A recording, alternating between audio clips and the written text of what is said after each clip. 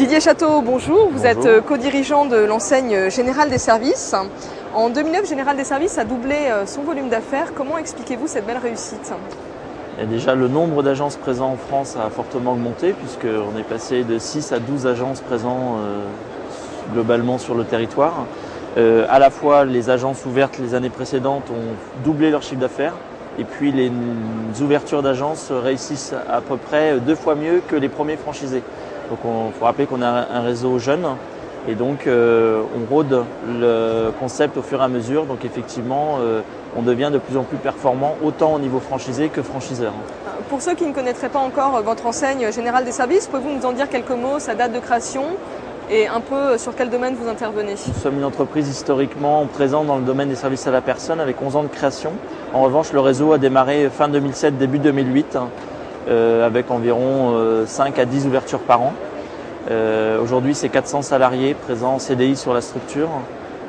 Et un développement, on double, là on recrute environ 500 salariés nouveaux dans l'année. On devrait finir à 1000 salariés, qui est une volumétrie habituelle dans le service à la personne.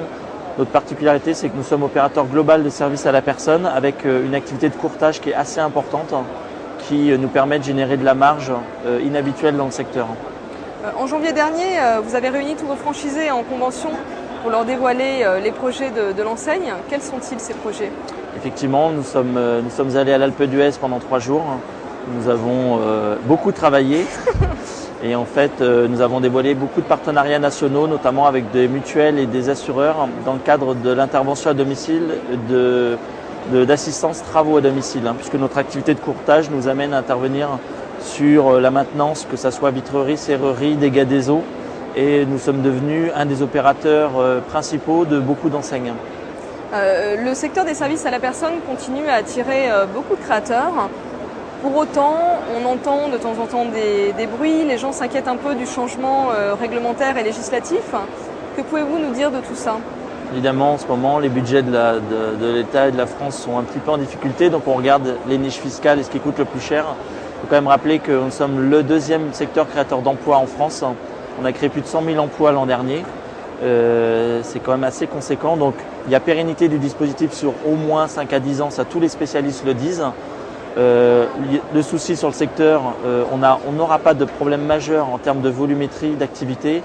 La démographie et l'évolution sociétale fait que le vieillissement de la population, le travail des femmes, le niveau de vie qui augmente et le niveau culturel d'achat de services, un peu à l'américaine, va faire que le secteur va exploser. On va passer de 17 à 50 milliards en 2020. Donc c'est un mouvement de fond. Les dispositifs fiscaux ne sont là que pour solvabiliser et accélérer le développement. C'est le cas du plan Borloo. On peut retirer une partie, tout ou partie de ce dispositif. Le mouvement de fond sociétal restera là. Il faudra quand même aider des personnes âgées à domicile et il faudra quand même garder des enfants de manière professionnelle. On entend aussi souvent que les entreprises qui œuvrent sur le secteur des services à la personne ne sont pas toujours rentables. Quelques mots là-dessus également. Est-ce qu'on peut rassurer un futur franchisé qui souhaiterait se lancer sur ce secteur? Je ne vais pas le rassurer, je vais lui dire qu'il a raison de se méfier. Il y a effectivement des concepts et des franchises qui peuvent être soit mal gérés. Alors, une franchise restera toujours plus sécurisant que de se lancer seul sur le secteur. Il y a encore 3 ans, j'aurais dit à quelqu'un éventuellement de tenter l'aventure. Aujourd'hui, avec l'encadrement des agréments simples et qualité et le contrôle au niveau RH et social, je conseille fortement à un porteur de projet de se rapprocher d'une franchise. Après, au-delà des concepts de franchise, effectivement, je pense qu'il y a une disparité très forte. Quand vous savez que, par exemple, la Banque Populaire, qui est un de nos partenaires, n'a validé que 3 ou 4 réseaux de franchises sur la centaine qui existent, dont nous, c'est pour ça que je vous en parle, vous comprenez qu'effectivement, il y a un souci de sérieux et de qualité.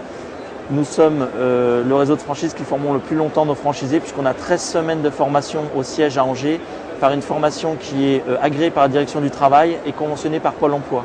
Donc ce transfert de savoir-faire, il est essentiel. En l'absence de savoir-faire, il y a danger effectivement sur la viabilité économique de ces entreprises qui, je vous le rappelle, sont essentiellement basées sur des ressources humaines, la gestion de personnel. Et en France, le droit du travail est extrêmement encadré. Vous l'avez évoqué tout à l'heure, Générale des Services affiche de grandes ambitions pour les prochaines années. Avec quel type de partenaires souhaitez-vous vous développer? Est-ce qu'il y a des qualités essentielles à avoir quand on veut s'investir dans les services à la personne? faut être un bon manager, un bon communicant, quelqu'un qui ait des compétences avérées en commercial, et j'allais dire commercial et commerçant, qui pour moi n'a pas le même terme, et surtout une appétence pour le social, puisqu'on a régulièrement affaire à beaucoup de salariés de divers horizons, une typologie de clientèle qui peut être très différente, qui va du CSP+, jusqu'à une personne âgée en fin de vie. Donc il faut vraiment le goût de l'autre, l'empathie, l'écoute. Ça, c'est essentiel, sinon, même si nos entreprises restent des centres de profit, la personne qui n'aurait pas ce profil-là va directement à l'échec. Enfin, dernière question, quel investissement un créateur doit-il prévoir pour rejoindre votre réseau? Nous sommes la structure la plus élevée en termes d'investissement, puisqu'on tourne autour de 100 000 €, ce qui est assez rare dans le service. Ça s'explique par le fonds de roulement qui est conséquent, des vraies agences avec pignon sur rue sur des bons emplacements, des véhicules équipés pour le transport de personnes en fauteuil, et l'embauche dès l'ouverture d'une personne diplômée en psychologie. Donc effectivement, 100 000 € d'investissement, 50 à 75 000 € d'investissement, ça veut dire 25 à 40 000 € d'apport. Didier Château, je vous remercie. Je rappelle que vous êtes co-dirigeant de l'enseigne Générale des Services. Merci.